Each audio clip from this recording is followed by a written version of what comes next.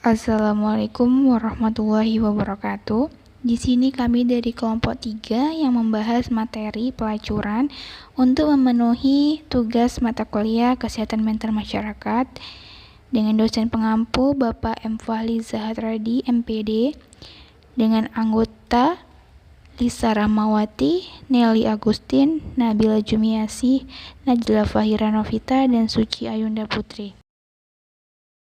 Materinya yang meliputi pengertian pelacuran, ciri-ciri pelacuran, faktor yang mempengaruhi pelacuran, jenis-jenis pelacuran, akibat dari pelacuran, dan penanggulangan dari pelacuran. Pengertian pelacuran. Perkis dan Bennett mendefinisikan pelacuran sebagai transaksi bisnis yang disepakati oleh pihak yang terlibat sebagai sesuatu yang bersifat kontrak jangka pendek yang memungkinkan satu orang atau lebih mendapatkan kepuasan seks dengan metode yang beraneka ragam. Kartono-Kartini menjabarkan definisi pelacuran sebagai berikut, yakni prostitusi adalah bentuk penyimpangan seksual dengan pola-pola organisasi impuls atau dorongan seks yang tidak wajar dan tidak terintegrasi dalam bentuk pelampiasan nafsu seks tanpa kendali dengan orang yang disertai eksploitasi dan komersialisasi. Seks impersonal tanpa efek-efek, sifatnya pelacuran merupakan peristiwa pergaulan diri atau sundulan dengan jalan memperjualkan badan, kehormatan, dan kepribadian kepada banyak orang untuk memuaskan nafsu seks dengan imbalan pembayaran dalam bentuk uang.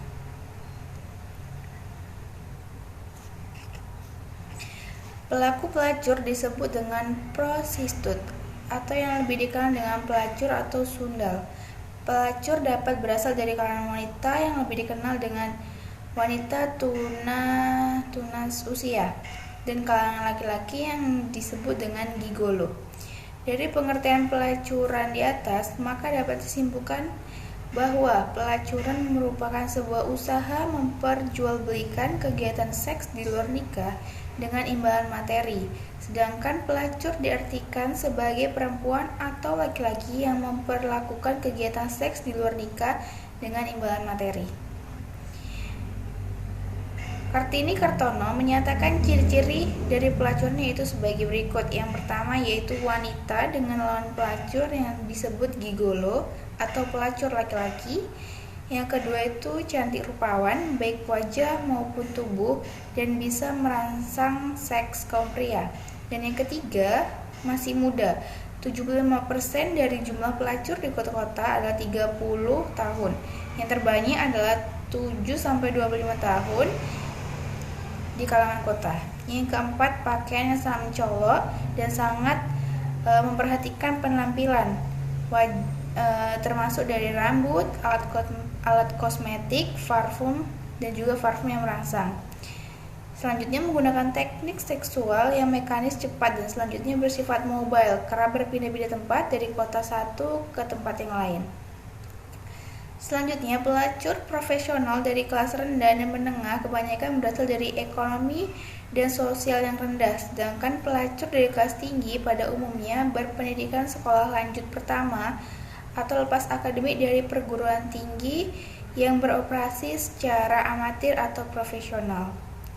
Selanjutnya, 60-80% dari jumlah pelajar ini memiliki intelek yang normal, kurang dari 5% adalah mereka yang lemah ingatannya. Selanjutnya adalah mereka yang ada pada garis batas, tidak menentu atau tidak jelas derajat integrasinya. Baiklah, saya Lisa Rahmawati akan melanjutkan penjelasan dari saudari Nabila, yaitu bagian C yang faktor yang mempengaruhi pelacuran. Banyak studi yang telah dilakukan oleh para ahli untuk mendapatkan jawaban mengenai faktor yang mempengaruhi perempuan menjadi pelacur. Wisberg dalam Kunjoro 2004 menemukan adanya 3 motif utama yang menyebabkan perempuan memasuki dunia pelacuran, yaitu motif psikoanalisis menekankan aspek neurosis pelacuran seperti tindak sebagaimana konflik Oedipus dan kebutuhan untuk menentang standar orang tua dan sosial. Selanjutnya ada motif ekonomi yang secara sadar menjadi faktor memotivasi. Motif ekonomi ini yang dimaksud adalah uang.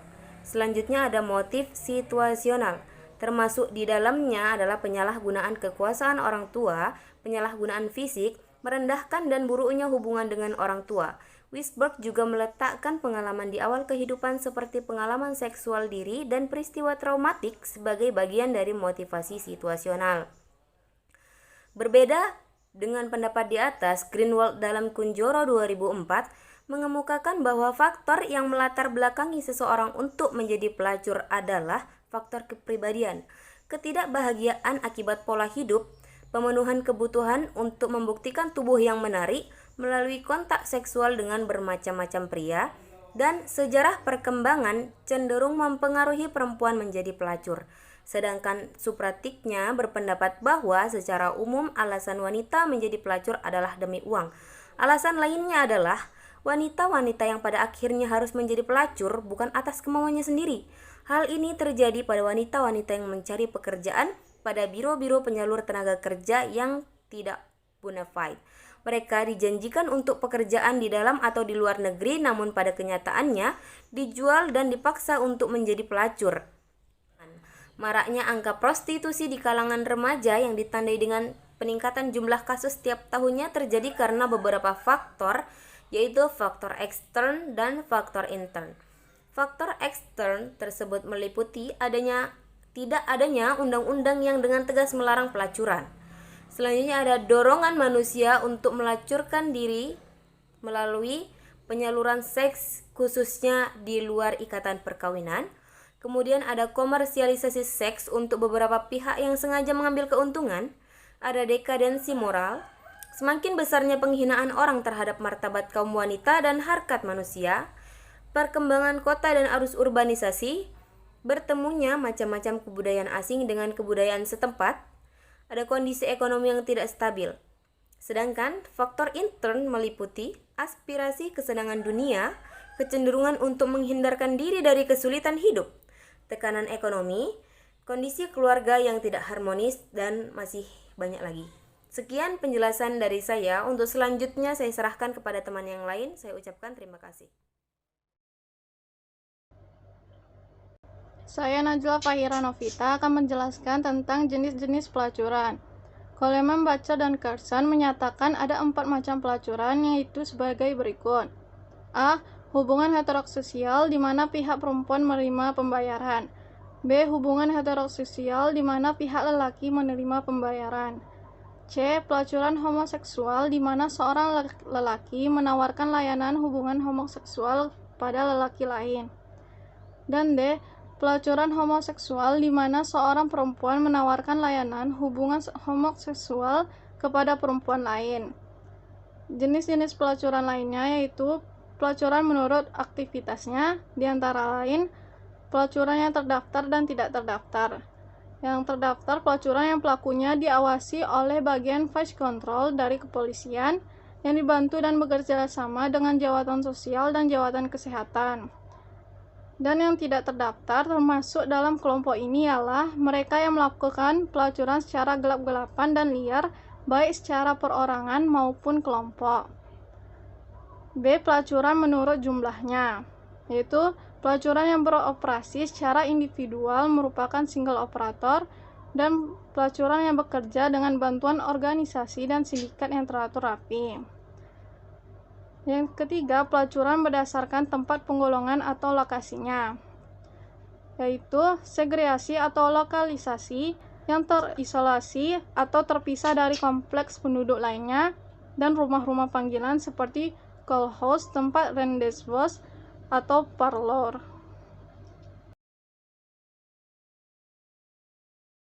Baiklah, saya di sini Nelly Agustin akan menjelaskan materi mengenai tentang akibat-akibat pelacuran. Akibat-akibat pelacuran menurut Kartini Kartono tahun 2005 berpendapat yang pertama yaitu menimbulkan dan menyebarluaskan penyakit kelamin dan kulit. Penularan penyakit biasanya dapat saja terjadi karena seringnya seseorang melakukan hubungan seksual dengan berganti-ganti pasangan. Penyakit menular itu ada banyak macamnya, di antaranya yaitu ada herpes genitalis, kondilomata acuminata, dan AIDS. Yang kedua, merusak sendi-sendi kehidupan keluarga. Yang ketiga, mendemoralisasi atau memberikan pengaruh demoralisasi kepada lingkungan, khususnya anak-anak muda, remaja pada masa puber dan adolescensi. Yang keempat, berkorelasi dengan kriminalitas dan kecanduan bahan-bahan narkotika seperti ganja, morfin, heroin, dan lain-lain. Yang kelima, merusak sendi-sendi moral, susila, hukum, dan agama. Adanya pengeksploitasian manusia satu oleh manusia lainnya bisa menyebabkan disfungsi seksual, misalnya impotensi, anorgasme, satiriasi, dan lain-lain. Dari uraian di atas, maka dapat disimpulkan bahwa pelacuran hanya akan membawa dampak negatif bagi pelaku pelacuran, pengguna jasa pelacuran, dan masyarakat. Baiklah, di sini saya Suci Ainda Putri akan melanjutkan materi selanjutnya, yaitu tentang penanggulangan pelacuran. Usaha penanggulangan Departemen Dalam Negeri dan Dinas Sosial baru hanya terpusat pada penanganan pelacuran di wilayah perkotaan, yaitu dengan cara mendirikan pusat resosialisasi dan panti. Resosialisasi merupakan sebuah sistem kesejahteraan sosial untuk menciptakan keadaan sosial yang lebih baik bagi orang-orang yang menderita masalah sosial. Sedangkan secara garis besar, usaha untuk mengatasi masalah tunasusila ini dapat dibagi menjadi dua, yaitu usaha preventif dan kuratif. Usaha preventif atau pencegahan dapat dilakukan dengan beberapa cara, di antaranya. Yang pertama, penyempurnaan perundang-undang mengenai larangan atau pengaturan penyelenggaraan pelacuran. Yang kedua, intensifikasi pemberian pendidikan keagamaan dan kerohanian untuk memperkuat keimanan terhadap nilai-nilai religius dan norma kesusilaan. Yang ketiga, menciptakan bermacam-macam kesibukan dan kesempatan rekreasi bagi anak-anak puber untuk menyalurkan kelebihan energinya. Yang keempat, memperluas lapangan kerja bagi wanita, disesuaikan dengan kodrat dan bakatnya, serta mendapatkan upah atau gaji yang cukup untuk memenuhi kebutuhan hidup setiap harinya.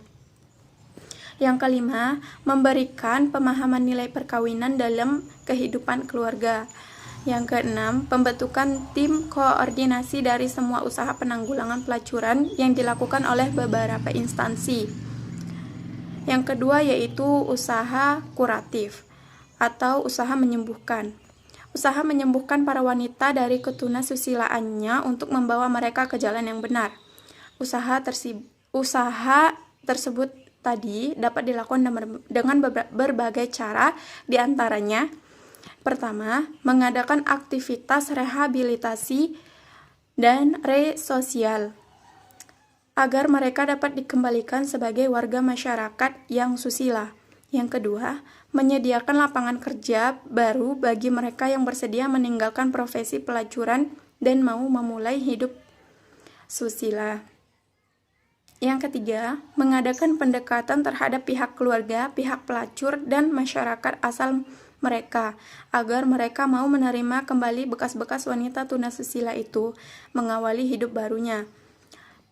Yang keempat, mencarikan pasangan hidup yang permanen atau suami bagi wanita tunasusila untuk membawa mereka ke jalan yang benar. Nah, dari penjelasan yang saya sebutkan tadi, maka dapat disimpulkan bahwa usaha yang dilakukan sebagai upaya penanggulangan terhadap pelacuran dapat ditempuh dengan dua cara, yaitu preventif atau pencegahan dengan cara membenahi sistem perundang-undangan dan hukum di Indonesia, memberikan pendidikan kerohanian dan seks, memperluas lapangan kerja, dan mengikut sertakan masyarakat lokal dalam pencegahan dan penyebaran pelacuran. Sedangkan cara kuratif atau penyembuhannya yang dapat ditempuh yakni dengan cara mengadakan tempat resosialisasi bagi pelacur, baik di kota maupun di desa, penyempurnaan tempat-tempat penampung pelacur, menambah lapangan kerja baru, dan penjaminan mutu kesehatan bagi pelacur oleh pemerintah. Baik, sekian saja dari kelompok kami tentang pelacuran. Lebih dan kurangnya kami mohon maaf. Saya akhiri dengan wabillahi taufik wa hidayah. Assalamualaikum warahmatullahi wabarakatuh.